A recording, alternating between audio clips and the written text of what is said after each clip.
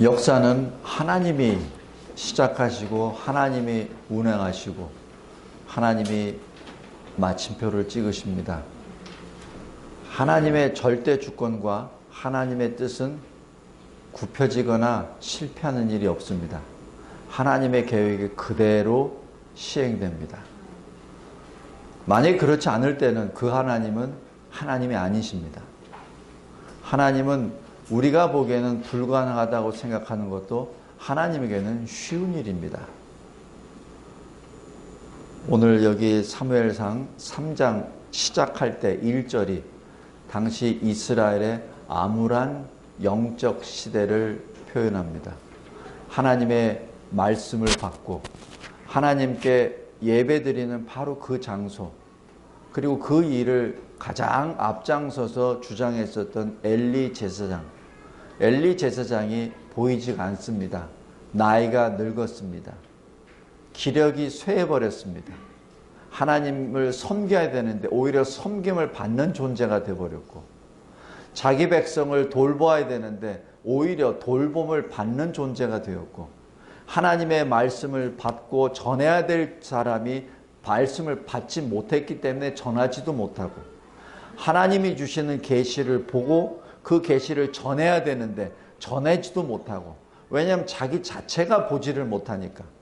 영적인 눈뿐만 아니라 육적인 눈까지 멀어져 갔기 때문에 도대체 이 제사장은 있긴 있으되 제사장이 아니에요. 그냥 고깃덩어리입니다. 이스라엘의 영적 지도자가 그냥 고깃덩어리로 있으니 이스라엘은 어떻게 됐죠? 고깃덩어리죠. 그러니까 육신이 원하는 대로 계속 행하는 것이죠. 팔은 팔대로, 다리는 다리대로, 소견이 옳은 대로, 각자가 옳은 대로 막 하죠. 그러니 그 이스라엘은 어디로 가죠? 갈 데도 없어요. 움직일 수도 없으니까. 그냥 고깃덩어리입니다. 성도 여러분, 하나님은 그렇다고 하여 이 역사를 중지하시지가 않습니다. 하나님은 그대로 역사의 바퀴를 움직이십니다. 어떻게 움직이냐고요? 하나님의 사람을 마치 실로에서 시온으로 옮기셨듯이 엘리에서 어린 사무엘로 옮기십니다. 그것이 하나님의 역사입니다. 하나님은 하나님의 사람을 택해서 그 하나님의 사람을 중심으로 역사를 움직이십니다. 하나님이 포기하지 않으세요. 하나님이 마음을 바꾸시지 않습니다. 왜냐하면 하나님은 하나님이시기 때문에. 제가 전에도 얘기했잖아요. 하나님은 천지를 창조하신 분이에요. 천지를 창조하신, 태초에 천지를 창조하셨다는 얘기는 하나님은 3차원 세계를 창조하신 분이에요. 그러기에 하나님은 3차원 세계에 계시는 분이 아니에요. 3차원 세계에 초월하신 하나님이십니다. 그러기에 3차원이라고 하는 건 시간과 공간의 제한을 받지만 하나님은 시간과 공간의 제약을 안 받으세요. 우리는 시간마다 마음이 변합니다. 예측할 수가 없어요. 그런데 하나님은 이 3차원 공간, 시공간을 초월하신 분이기 때문에 항상 같으세요. 하나님이 우리에게 보기에는 몇천 년 전에 약속하셨지만은 하나님은 그 약속이 지금도 똑같습니다. 변함이 없으세요. 신실하세요. 그래서 하나님이 말씀하시는 것은 변경이 없어요. 그대로 속행입니다. 이 세상이 이상하게 됐다고 해서 하나님이 버리시나요? 절대 안 버리십니다. 하나님이 지으셨는데 왜 버리세요? 노아의 홍수처럼 쓸어버리시러도 다시 세우십니다. 잘 생각해 보세요. 안 버리세요. 쓸어버리시고 다시 세웁니다. 쓸어버리고 다시 세웁니다. 쓸어버리고 노아를 세우시고, 쓸어버리고 그 중에서 아브라함을 택하시고, 쓸어버리시고 그 아브라함을 통해서 이스라엘을 택하시고, 쓸어버리고 이스라엘을 통해서 대한민국이 지금까지 온 것 아닌가요? 절대 하나님은 안 버리십니다. 절대 하나님은 대한민국을 안 버리십니다. 대신 대한민국의 이상한 지도자는 없애버리십니다. 하나님의 방법, 하나님의 때로. 대신에 하나님을 경외하는 자를 세우십니다. 비록 어린 사무엘이지만, 비록 하나님을 만나지도 못했고 하나님의 말씀을 받아본 적도 없지만, 그러나 기도의 어머니 한나로부터 믿음으로 양육된 사무엘, 믿음의 사람 아버지 엘가나를 통하여 아버지가 어떻게 하는 것이라는 것을 직접 체험했던 사무엘, 비록 둔하고 그리고 별 쓸모없는 할아버지 같은 엘리 밑에 성장했지만, 그러나 사무엘은 하나님을 경외하는 사람입니다. 성도 여러분, 하나님은 하나님의 역사를 하나님을 경외하는 자를 통해서 역사를 다시 이어나갑니다. 우리 저와 여러분이 그런 존재가 되기를 원합니다. 하나님이 아브라함을 부르셨을 때 아브라함 혼자 부르셨어요. 그에게는 아들도 없었어요. 아들 없을 때 부르셨습니다. 잘 기억해 보십시오. 다윗을 부르셨을 때, 어렸을 때 다윗을 불렀고 그 부름 때문에 다윗은 도망자가 됐어요. 모세를 부르셨을 때 모세 어렸을 때부터 이 살인의 위협을 받아가면서 성장했었습니다. 40살 때 하나님의 언약을 더 사랑했기 때문에 바로궁을 떠났어요. 근데 왜 40년 동안 광야에 있었죠? 잘 보세요.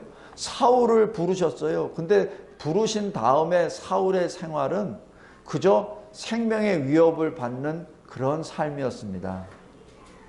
하나님은 왜 하나님의 사람들에게 그런 환난을 주셨을까요?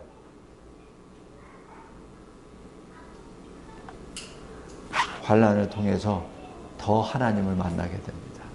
더 하나님을 의지하게 됩니다. 그래서 자기가 받은 환난이 크면 클수록 많은 사람들에게 유익이 됩니다. 왜?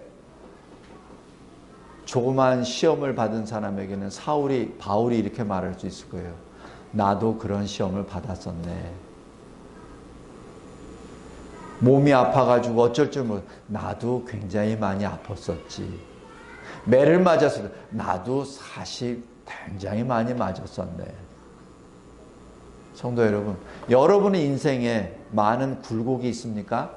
그렇다면 굴곡이 많으면 많을수록 여러분은 간증할 것이 그만큼 많다는 얘기입니다. 여러분이 어려운 인생을 걸었습니까? 그렇다면 여러분에게는 많은 고난을 받았던 사람들이 여러분에 와서 여러분에게 위로를 받고 또 힘을 얻을 수 있어요. 그런데 만약에 여러분이 그냥 평탄한 생활을 가졌다면 여러분에게 자문을 구할 사람은 별로 없어요. 왜냐하면 평탄한 생활에서 특별하게 어떤 그 특별한 주님과의 만남이 좀 약하거든요. 그러니까 그 약한 거 가지고 무슨 얘기를 합니까? 제 얘기를 할게요. 제가 천주교로부터 나왔기 때문에 천주교에서 뭐라고 얘기하는 사람은 제가 막 입에 침을 튀기면서 얘기합니다. 왜냐하면 제가 경험을 했으니까. 천주교 경험 못하는 사람은 그거 못해요. 아주 쉬운 예입니다. 자, 다시 말씀으로 들어가겠습니다. 첫 번째, 하나님의 구속 역사는 하나님이 집행하십니다. 그러나 그 집행은 하나님의 사람을 통해서 집행하십니다. 특별히 이 신약시대에 바로 교회를 통하여 하나님이 구속사를 집행하십니다. 이 대한민국을 세우실 때 제가 누차 말씀드렸지만 이 대한민국이 세워지기 전에 이 조선이 멸망하기 전에 하나님께서는 교회를 이 땅에 세워주셨습니다. 그래서 이 땅에 조선이 멸망하고 대한민국 자체가 6.25 사변으로 인해서 멸망 지경에 있을 때 바로 그 순간 교회는 부흥하였습니다. 그것이 증거입니다. 하나님은 교회를 통하여 구속사를 진행해 나가십니다. 오늘 여기 사무엘을 통하여 하나님이 다시 일을 하십니다. 두 번째, 엘리를 봅니다. 여기 주보에 제가 요약해 놨는데 사무엘과 엘리를 비교해 보십시오. 사무엘은 점점 자라납니다. 엘리는 점점 어두워지고 눈이 멀어갑니다. 사무엘은 여호와의 전에 삽니다. 거기서 잡니다. 그런데 엘리는 어디서 자죠? 자기 처소에 눕습니다. 2절, 3장 2절. 자기 처소에 누웠더라. 왜? 늙어가지고 힘이 없으니까. 너무 딱딱하니까. 푹신한 침대에서 자야 되는데 몸이 삭신이 잘 안 움직이는데 어떻게 거기서 잡니까? 그런데 여기 사무엘은 바로 여호와의 전에서 거기서 잡니다. 근데 여기에 사무엘의 나이를 우리가 보는데 1절 보면 아이 사무엘이라고 표현합니다. 근데 히브리 말로 여기 되어 있는 이 말을 직역을 하면은 우리로 하면은 10대입니다. 이 나아드라는 히브리 말은 소년이라는 표현입니다. 그래서 이 사무엘이 어렸을 적부터 쭉 자라다가 지금 여기 우리 SFC 친구들처럼 지금 10대가 된 거예요. 그래서 지금 사무엘이 소년 사무엘이 된 겁니다. 그래서 여호와의 전에 이렇게 머물고 됐어요. 그런데 엘리는 어떻죠? 하나님의 말씀을 안 받습니다. 대신에 사무엘은 말씀을 받습니다. 여기서 엘리를 보겠습니다. 엘리는 이미 자기 아들들에 대한 아들들의 패역함을 백성들로부터 들었어요. 자기가 어두우니까, 자기가 못 보니까 뭐 그렇다 쳐요. 그런데 사실 못 본 게 아니라 안 보려고 애를 쓴 거죠. 왜냐면 이 성막이 그렇게 큰 거 아니에요. 회막이 그렇게 큰 거 아닙니다. 회막 뜯어서 레위인들이 짊어지고 이동했잖아요. 그렇게 큰 거 아니에요. 회막 앞에 수종드는 여인과 동침했다는 거, 그거 다 볼 수 있는 거리입니다. 그런데 백성들이 엘리에게 말한 거예요. 아예 엘리가 침묵하고 있으니까. 백성들을 통해서 들었습니다. 두 번째는 하나님의 사람을 통하여 들었습니다. 하나님의 사람을 통하여 아주 엄중한 경고까지 받았습니다. 세 번째, 이제는 소년 사무엘로부터 또 듣습니다. 그런데 여기 이 엘리의 반응을 볼까요? 18절 보십시오. 그가 이르되 이는 여호와이시니 선하신 대로 하실 것이니라 하니라. 제가 이 본문을 읽으면서 굉장히 좀 처음에는 대단한 사람이다. 하나님이 이렇게 무서운 말씀을 하셨는데 참 대단한 제사장이야. 그러니까 하나님의 뜻을 걸을 수 없으니까 하나님이 하시는 대로 하시리라. 얼마나 담대해 보여. 제가 처음에는 그렇게 받아들였었습니다. 근데 제가 이 말씀을 계속 묵상하면 묵상할수록 참 강팍한 노인네구나. 참 마음이 굳은 노인네구나. 이 노인네는 하나님을 평생 섬긴다고 했는데 하나님이 누구신지를 몰랐었던 노인네였구나. 이 지금 제사장은 아론의 이후 계속 아론의 그 혈통에서 나온 거기 때문에 태어날 때부터 제사장입니다. 태어날 때부터.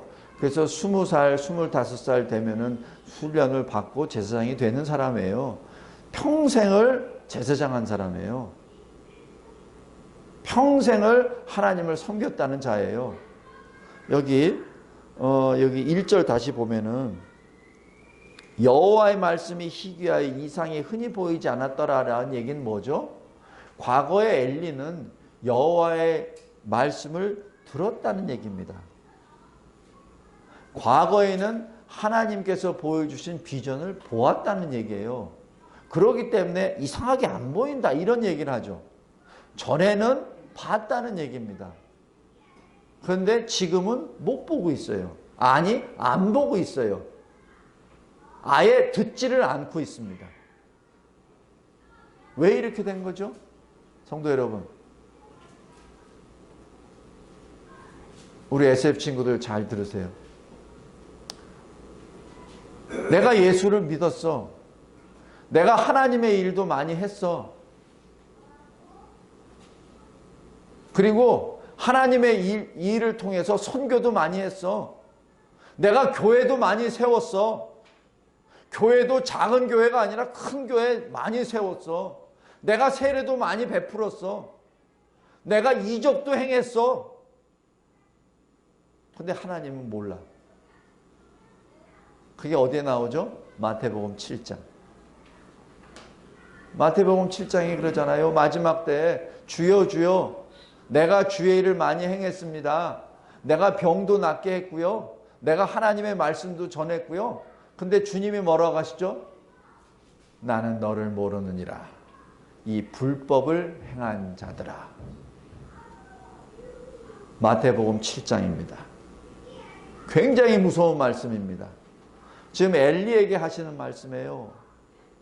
평생을 제사장으로 했습니다. 평생을 여호와의 율법 하나님의 말씀을 가지고 자기 백성들에게 선포하고 가르쳤습니다. 평생을 성소에 앉아서 하나님을 섬겼습니다. 그런데 왜 하나님이 자기에게 주시는 말씀은 안 받나요? 한 번이 아니에요. 백성들이 알려주고 하나님의 사람이 직접 와서 알려주고 그리고 자기가 키운 사무엘이 직접 나한테 하나님의 말씀을 전했는데 근데 18절에 뭐라고 하시냐고요? 이는 여호와시니라 선하신 대로 하실 것이니라. 버려진 자의 증세입니다. 산 자는 어떻게 하죠? 회개합니다. 회개합니다. 하나님 잘못했습니다. 생명에 이르는 자는 자기 두 아들을 불러다 놓고 무릎 꿇게 하고 회개 기도시키고 만약에 안 되면은 거기 그 회막에 지키는 레위인들 있잖아요. 걔 저 묶어서 내쫓아라 라고 얘기합니다. 때려라 라고도 합니다. 저 아버지니까 그리고 제사장이니까 할 수 있습니다. 안 해요. 그냥 18절에 선하신 대로 하시리라. 그게 두 번째, 죄를 알고도 회개하지 않는 자. 비록 그 사람이 제사장이라 할지라도 하나님은 버리십니다. 이것을 하나님이 이렇게 말씀하세요. 내가 그의 마음을 강팍하게 하여. 바로에게도 그렇게 말씀하셨어요. 실은 바로가 하나님 말씀을 안 들었습니다. 그러나 하나님이 이렇게 하셔가지고 내가 그의 마음을 강팍하게 하여. 그렇게 표현하십니다.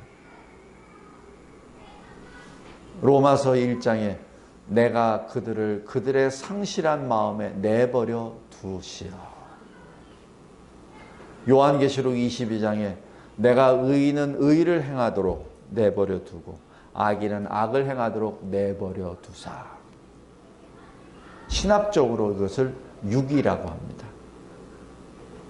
실은 지네들이 한 건데 하나님이 보시기에는 그것을 내버려 두셨다라고 합니다. 왜냐하면 하나님이 절대 주권의 하나님이시기에 다 아시는 분이시기에 그렇게 표현하시는 것이죠.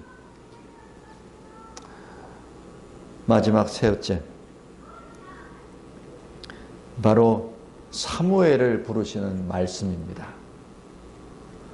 사무엘은 그 당시 하나님을 알지 못했습니다. 하나님이 사무엘을 부르시는데도 이것이 하나님이 부르시는 것인지 사람이 부르는 건지 몰랐습니다.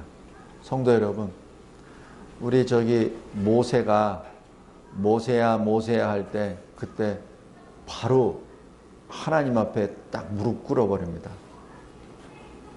왜 그렇죠? 그때 모세의 나이가 얼마였죠? 80세.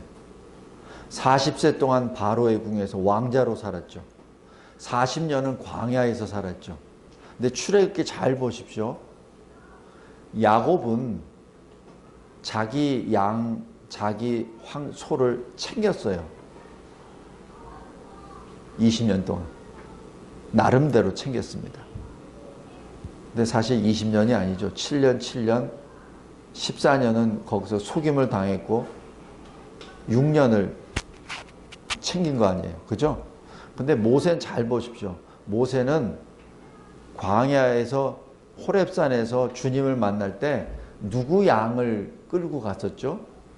장인 양.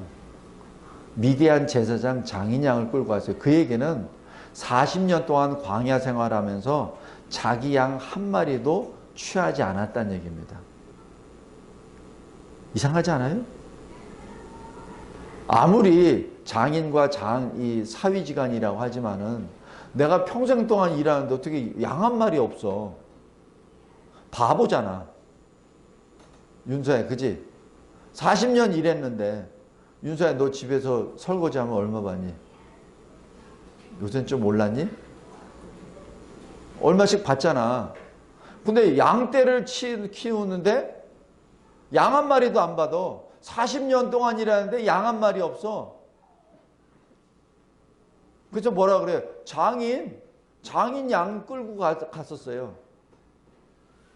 저는 모세를 말씀에는 기록되어 있지 않지만 그 표현안을 가지고 모세의 중심에는 하나님이구나. 비록 광야 생활에 40년 생활이었지만은 하나님을 바라보고 살았구나. 그러니까 양 한 마리 안 취하죠. 그러니까 하나님이 타지 않는 불에서, 타지 않는 나무에서 모세야, 모세야 부를 때 주여 라고 부르죠. 하나님을 계속 찾은 사람이기 때문에. 여기 사무엘 보십시오. 사무엘아, 사무엘아 불렀을 때 하나님, 주여 내가 여기 있나 말 못해요. 왜냐하면 하나님을 모르니까. 여기에 차이가 있습니다.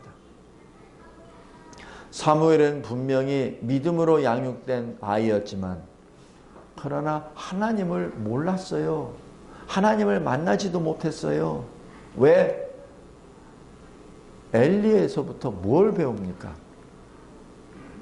엘리한테 배워야 되는데 엘리한테 도대체 뭘 배운 거예요?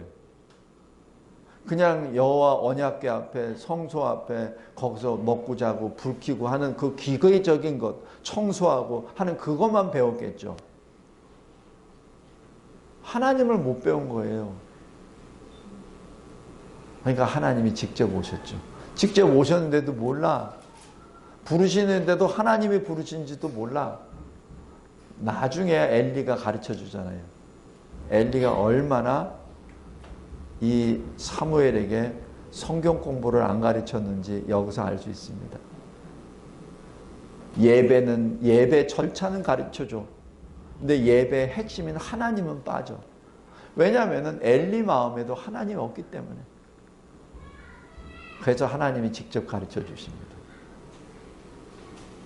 사오라 사오라 할 때 주여 누구시니까 라고 얘기하는 것. 그거 아무나 하는 얘기 아닙니다. 사울도 상당히 영적으로 하나님을 찾았던 사람입니다. 그러기에 정오 12시에 해보다도 더 큰 빛으로 자기를 둘러쌌을 때 주여 누구십니까? 라고 묻습니다. 그거 아무나 얘기하는 거 아니에요. 성도 여러분, 아브라함이 75세 때 아브라함아 이제 떠나라고 했을 때 그때 순종할 수 있었던 건 왜 그러죠? 아브라함이 하나님을 찾았던 사람이기 때문에 그렇습니다. 여기 바로 하나님께서 말씀으로 사무엘을 양육하십니다. 그 늙은 엘리를 통해서 바로 하나님이라는 것을 깨닫게 해주시고 그 다음부터 하나님이 사무엘을 직접 가르치십니다. 엘리가 가르쳐 주는 것 아니에요. 하나님이 직접 넣어주십니다. 그리고 하나님이 넣어주신 것을 너는 전하라. 너는 전하라. 그 얘기입니다. 성도 여러분, 이 시대 우리가 바로 하나님의 사람입니다. 우리가 바로 이 시대의 사무엘입니다. 하나님의 말씀을 받았습니까?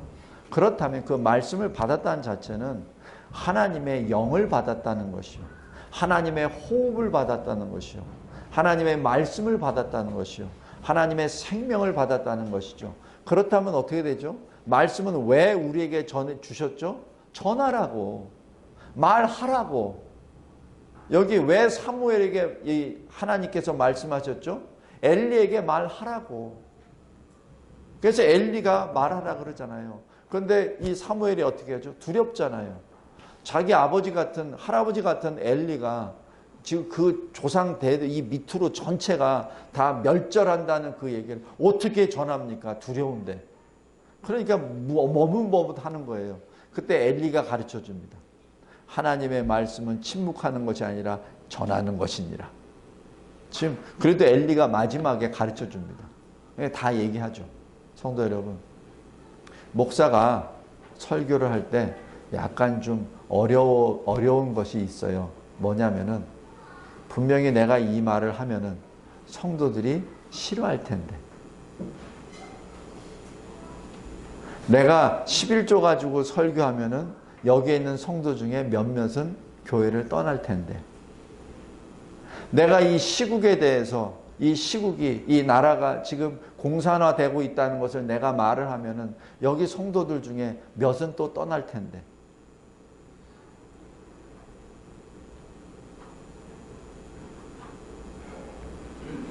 그래도 하나님은 말씀하십니다. 그래도 전해라. 내가 너에게 주었으니 전하라. 내가 천주교에 대해서 나쁜 얘기하면은 또 이 몇몇 성도들은 또 뭐 천주교는 참 좋은 종교인데 또 왜 그렇게까지 하십니까? 라고 얘기하면서 또 시험 들 텐데. 그래서 주님이 말씀하십니다. 내가 네 인생을 통하여 내가 설교한 것이 있으니 전하라. 전보지 말라. 그리고 요새 유행하는 그 뭐죠? 죽은 자들의 앞에서 그 예배 드리고 하는 거, 이상한 거 있죠? 추도 예배, 추모 예배 하면 안 된다라고 얘기하면, 그러면 또 성도들이 또 시험 받아가지고, 어느 교회에서는 이거 하는데요. 당신 진리와 제자에겐 조그만 교회잖아. 근데 대형 교회에서도 이거 해. 여기 예식서까지 다 가져와. 그러면서 이거 하는데 왜 안 해요? 제가 설교 안 하면 돼요. 넘어가면 됩니다. 근데 그거 아니에요. 하나님의 말씀은 내가 받았습니까? 그럼 그대로 전하는 겁니다. 오늘 마지막, 여러분이 하나님의 말씀을 받았습니까? 전하십시오. 그리고 말씀대로 사십시오. 말씀대로 변화되시기 바랍니다. 그랬을 때 하나님이 여러분을 사용하십니다. 마치 하나님이 엘리 시대를 마감하고 사무엘을 통하여 다시 이스라엘을 세우듯이, 이 대한민국에 영적으로 암울한 이 시대, 이 진리와 제자교회 여러분들을 통해서 이 대한민국을 다시 세우시리라 확신합니다. 기도하겠습니다. 하나님 아버지, 감사하고 감사합니다. 하나님께서 저희들을 부르신 이유는 생명 주셨기에 거룩의 길로 걸어가라고 부르셨습니다. 데살로니가 전서 4장 7절 말씀입니다. 하나님이 우리를 거룩하게 하시라고 말씀 주셨습니다. 거룩은 이 세상과 구별된, 이 세상과 다른 하나님과 하나님을 향하여 나아가는 주 예수 그리스도를 닮아가는 그 발걸음입니다. 하나님, 이 발걸음을 우리 모두 걸어가게 하옵소서. 이 암울한 시대, 사무엘처럼 다시 새 시대, 말씀의 시대, 생명의 시대를 열어나가는데 이 교회와 저희들을 사용하여 주옵소서. 예수 그리스도의 이름으로 기도드리옵나이다. 아멘.